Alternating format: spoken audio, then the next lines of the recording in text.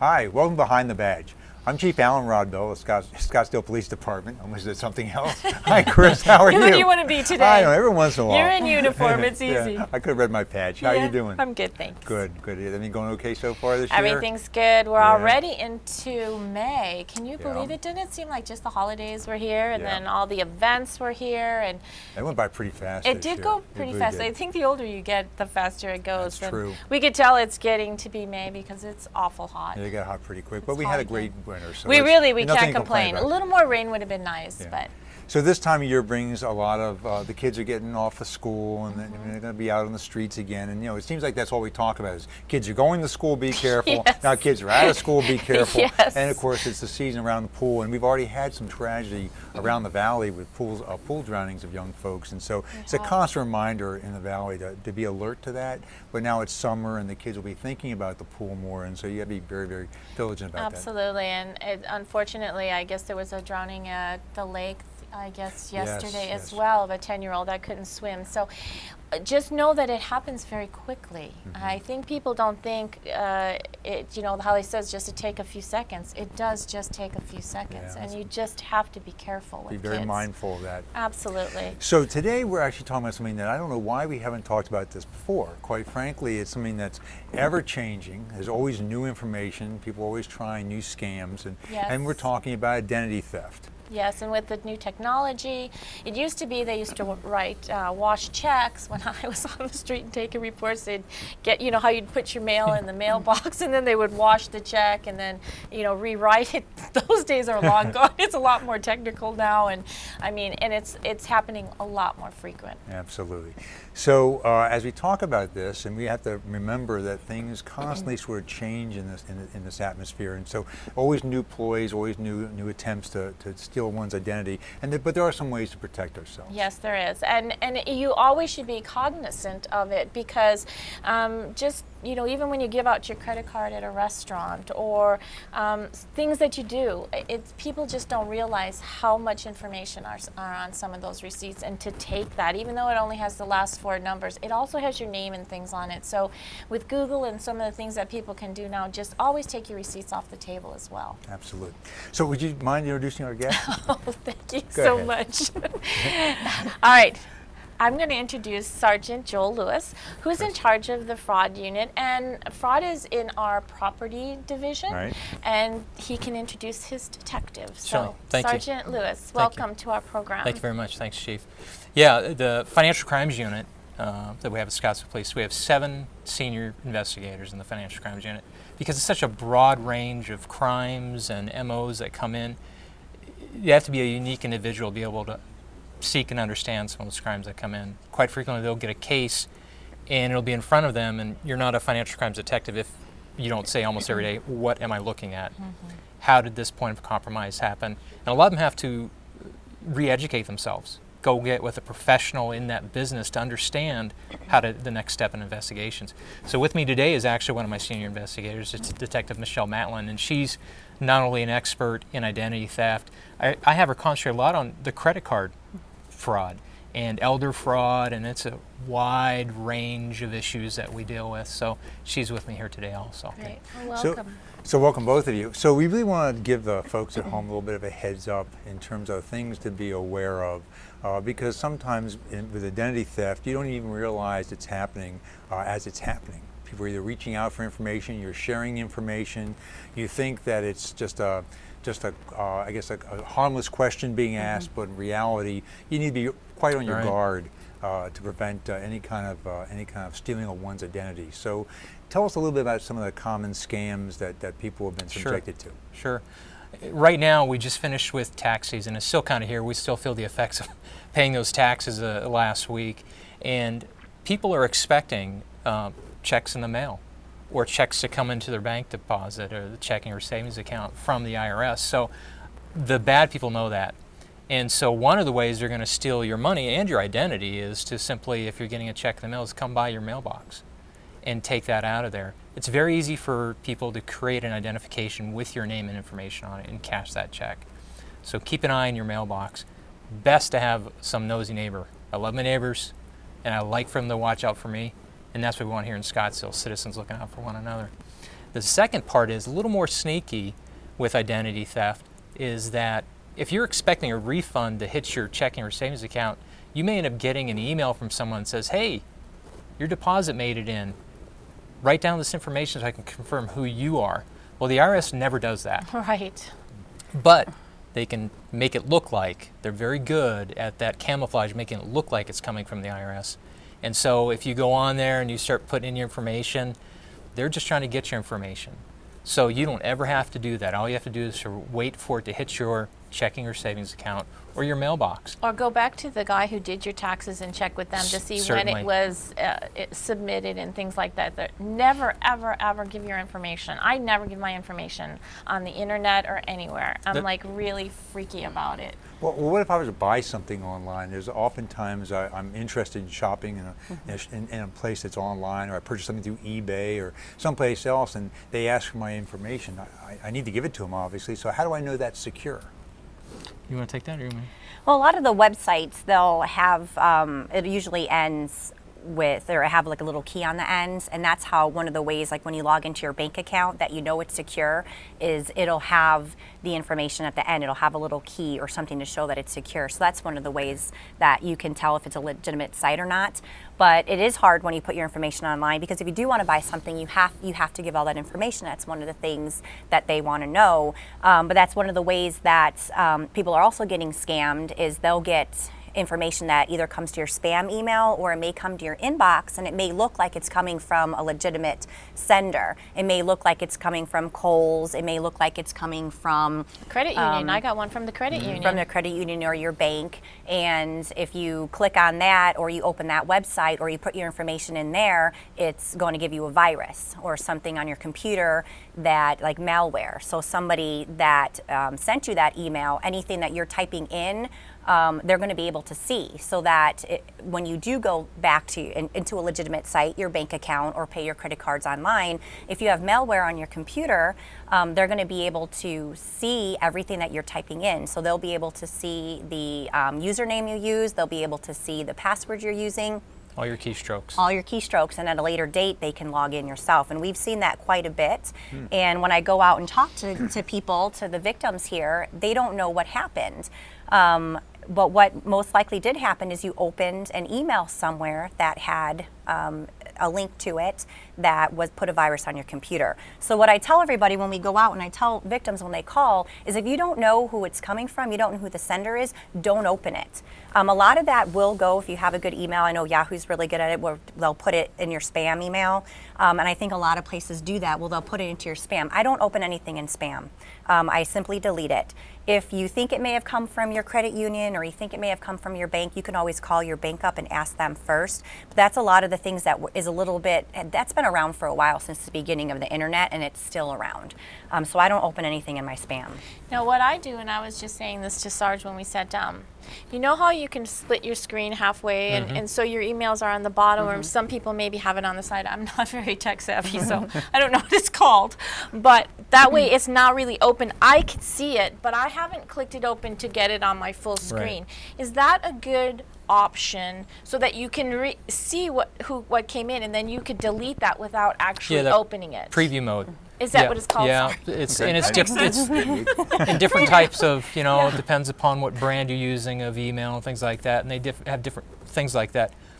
Almost all the great email carriers are really good at trying. They know if something's bad, and they'll sometimes alert you on it ahead of time. Hey, watch out for this. If you've purchased over the counter some sort of malware or spyware, it's just there's so many of them out there. They do usually a very wonderful job at that, but sometimes it doesn't prevent just that inerrant email from making it in, and then we hit that, and we've basically opened up a window to our lives that we didn't know, and it won't even show. Like, it's just like, oh my gosh. Sometimes I've had them where it says, hey, Joel from some friend, your friend from North Dakota. I'm like, nope, I don't have anybody there, so I know not to touch it. And that's just phishing. They're just phishing for your information, and it might not be as overt as taking your information, but now I'm into your laptop or your desktop, and I've got your keystrokes. We talked before about the fact that all these other schemes where people say, we've got money, I gotta get out of the country. We need your help. And I think I'm most in people, jail. yeah. But we get the new one about the grandson or granddaughter's in jail. Please send cash. I think most people have caught on to those because they've been out there for a long time.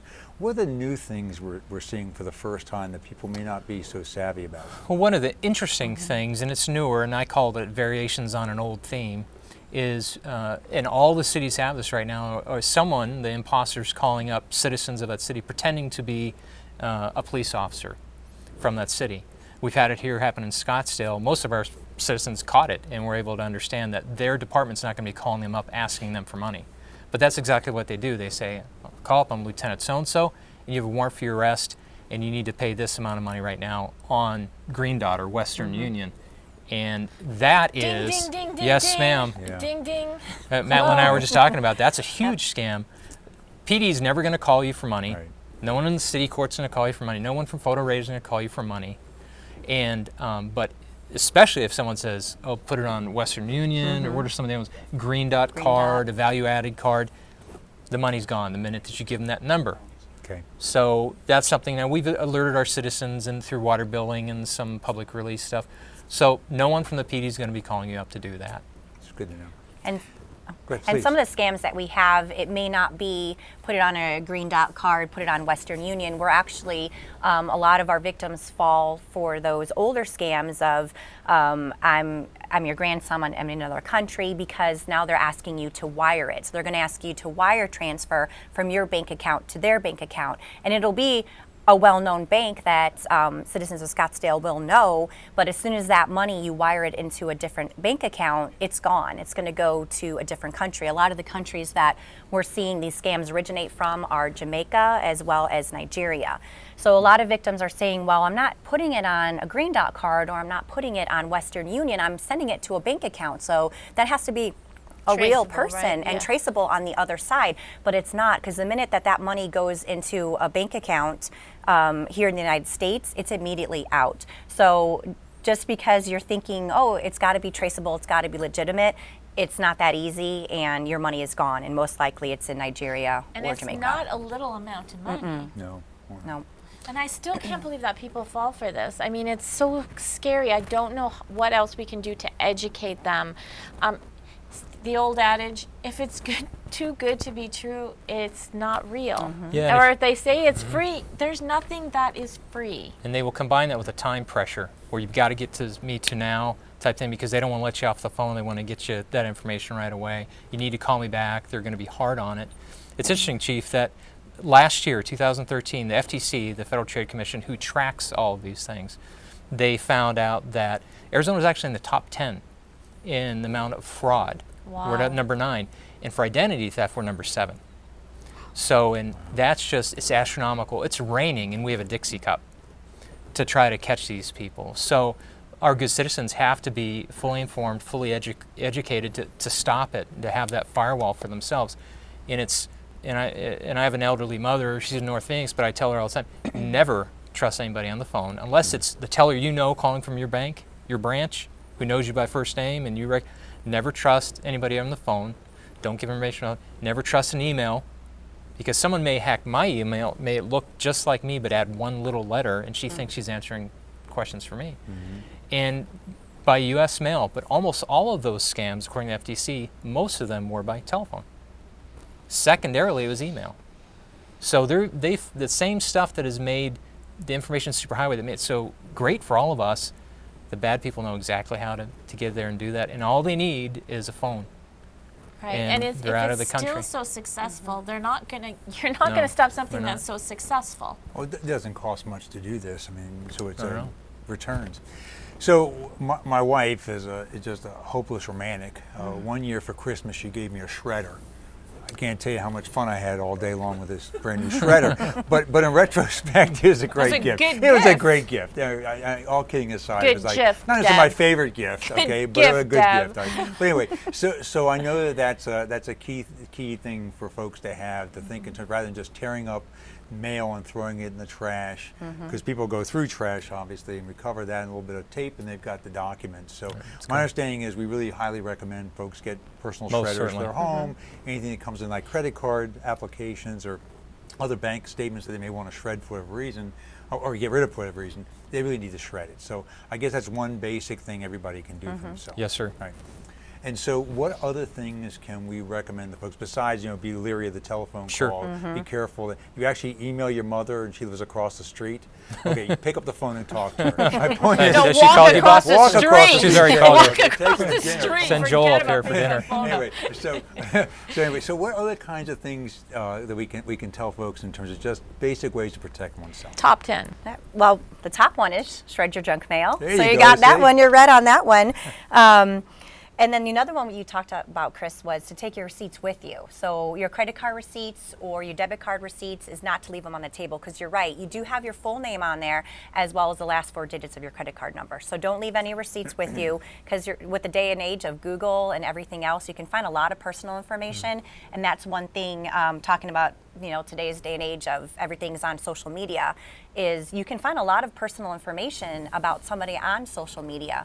So another thing is don't put your full birthday on your social media page, because you can figure out probably someone's maiden name, their birthday, if their friends, who are their friends, you could figure out mother's maiden name, all that information. So with social media, you also have to be very careful. We should probably talk about that a little bit. That's amazing, because Sure. absolutely people put everything out there.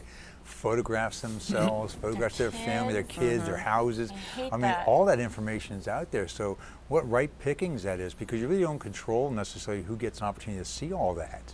You don't, and that's why the number one thing that I think the mistake we make on social media is to put your full name and your full birthday, because right there, that's a lot of information that people need.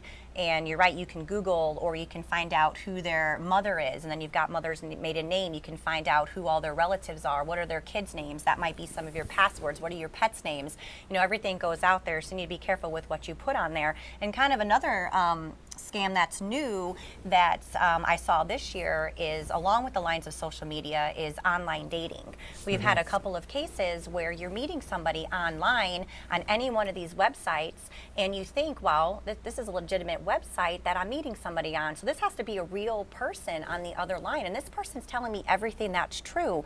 Well, that's not the way it's going. There are a lot of scammers on these dating websites, and they're taking people for money. Wow. And you need to be very careful with that, because you think, well, these people are probably, they must be real people. This online dating site, I'm sure that they're checking that this is a real name and a real date of birth, but it's not. So if you're meeting somebody on a dating website, you need to be careful if they're asking you for money, they're telling you, because you've talked to them on the phone, or maybe you've emailed them. We've had a lot of email addresses that look like they're coming from the United States, and they're not. Again, they're coming from a different country. And these days, people can use you can use a voice over internet for a phone call. So you might think you're calling somebody in the United States, and they're using their computer, and they're in, again, I'm going to say Nigeria, or they're in Jamaica. So along with the social media, these dating websites, you could also meet some scammers on there as well. And that's new. That's something that I've just started seeing this year. So be careful for those of you who are using those, that they don't do a background check of those people on the other end, so you don't know who they are. It's great advice, really is. And things that people probably just don't even think about. No, exactly. And another thing that we also say is don't carry your personal information in your wallet. And we have a lot of questions about this when we go out into the public and we talk to the folks, is carrying their Social Security card in your wallet, because that's something that people were told that they used to have to carry. Always carry it with you, because you never know when you're going to need it. Absolutely not, because if you lose your wallet, you've got your driver's license in there, with your Social Security number, you've got everything that somebody needs to open credit cards in your name. I've had a lot of questions on sometimes the Medicaid cards, the Medicare cards, your ID number may be your Social Security number. If that is the case, where don't carry it. They said, well, they're asking me when I go to places, I have to have it. Well, that's something that you can give them later. So if your Medicare card or your Medicaid card, if your ID number is your Social Security card, leave that at home. That's something that you can give to people later, and that information. Not sure how many people still have their Social Security numbers as their driver's license number, but if you have that, Can't change it. change it, because that's something that the state used to do, and there still are people out there that I meet that have their social security number as their driver's license. So go down to MVD, take the little bit of time that it takes, Take the day. take the day to go down there and get that changed. You know, it's really interesting because I'm so freaked out about this, but do you know how you go to a doctor and you have to fill out all that paperwork? Sometimes you even go to a spa or something and they want to know some stuff about you. First of all, is it true? You don't have to give them your social security number. You do not have to write your social security number. They don't need that. A lot of the insurance companies have ID numbers, not social security numbers. And I also don't put my date of birth on those pieces of paper because I don't know where those pieces of paper go after I fill them out. I put my symptoms on there and that's it. I'll put my age. That's all I will do. And when they say to me, you need this, I'm like, sorry, I'm not giving that to you. You don't need that. It's Right. not going to be through the insurance. So I mean, maybe I'm taking it to the extreme, but I don't know where that paperwork's going to go. And how many times have we had businesses that have been broken into, or doctors' offices that their computers have been stolen or whatever? All that information gets in there. So personally, I just refuse to Agree. give that information. So we're starting to see in the news a little bit. Occasionally, you hear about some breaches Yes. in some retail stores. So when you hear about these, how should I react as a potential victim? What should I do? Well, one of the ways is if you have to figure out in your own mind kind of your personal protocols and things like that. And one of the ways my wife does, and we've been the victim of breaches, big businesses and schools and things like that. But my wife makes sure she checks every balance every morning. And if something comes through your account, you can get a text to your phone. So you're already ahead of the game. If a breach comes in, banks, credit card, they're ready to deal with it. They want to retain you as a client. So it's just simple as, wow, I just caught this. And it may be a very low amount because they do test amounts first. Isn't that right, Michelle? They do test amounts for like $6 or $2. Yep. And so you don't think about it. But if it's not legitimate, call the bank right away because you've been checking on it, and they will turn off that card. So nothing's going to come in, and they can within 24 hours they're going to have a new card to you. So should you be concerned? Yeah, all the latest breaches my family's been part of. Yeah, I got Every one of Target. us. Did you get Target? Right. I No, got no, Target. but I know we shopped there. So. Yeah, Right, I got every- it yeah. that time. Yeah. And they sent me a new card because I didn't know I was in that thing. But as soon as I heard that, I was like, oh, Right. it was like right when Thanksgiving was, right before Christmas. So of course I was at Target. Who doesn't go to Target? A lot of times people will wait to see if they were a victim, but my suggestion would be don't wait. If you shopped at a particular store that in that time frame, call your bank, because for me, I did shop at a particular store and my bank never sent me a new card. So we called them and said, hey, you need to send us a new card. So I would say don't wait until somebody gets your number, because it may not be right away. It may not be you use your card on Friday, there's a breach, and by the following Friday your card's being used. The numbers could be stored for years, and they get different numbers and they use different ones and they test them out. That's and right. If it works, it works. So I would say if you shopped at a particular store that you see on the news that they did have a breach, call your bank and be on top of it. Don't wait to be a victim. Say, I want a new card, and your bank's never going to give you a hard time about giving you a new card. Not if they They're want to going to send retain it you as right a out. client. Quickly, can I just ask one question? What about like LifeLock and some of these other agencies? I heard I Belong, but I heard it's good, and then I heard it doesn't really matter. But to me, that's just another wall, and it's worth the extra $10 a month. What do you all think? That is one of our top 10 things that you can do, is to use one of those different companies, and there's a couple of them out there. Like my boss said, we've been victims of these particular places that have had these breaches, and I was offered one of these protection services, and I took it. And they were right on it.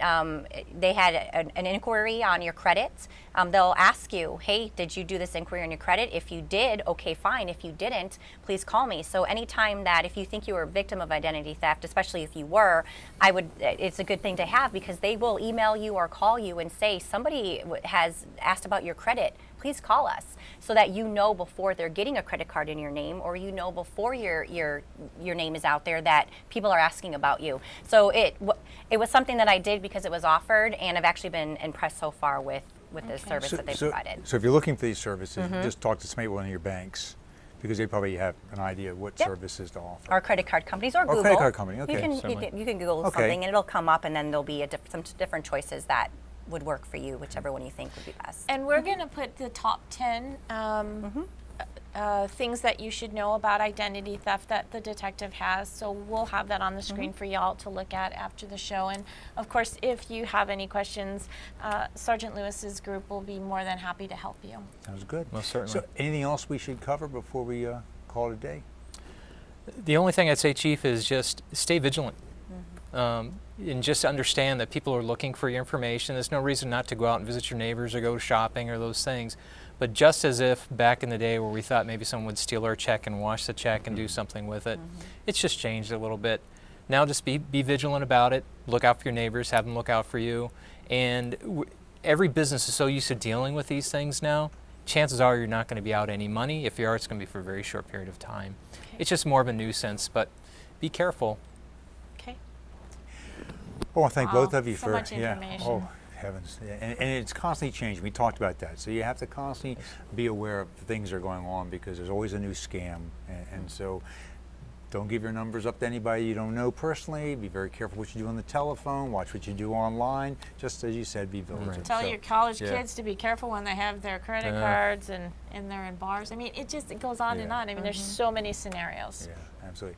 Well, I want to thank you guys Thank very you. much. Thanks, I Chief. Thanks, appreciate it. Chris. A lot of information. You know, you guys are great resources, and appreciate all you do in terms of investigations and in terms of helping folks who have fallen victim, but especially keeping people safe and keeping them from being victims. And they Thank teach you. at Citizens Academy. So And if you you teach. come through Citizens Academy, you pressure. get an hour and a half of this. Outstanding. That's right. All right. And but speaking of that, we're in the middle of a class. It's going to graduate soon, and then we're September September's starts. next class. Just go online and sign up. Perfect. Absolutely. Okay. Thank you both. Thanks, Chief. All Thank you. Chris, another Another month gone by. Absolutely. See you in June. See you in June. Thanks all. Be safe.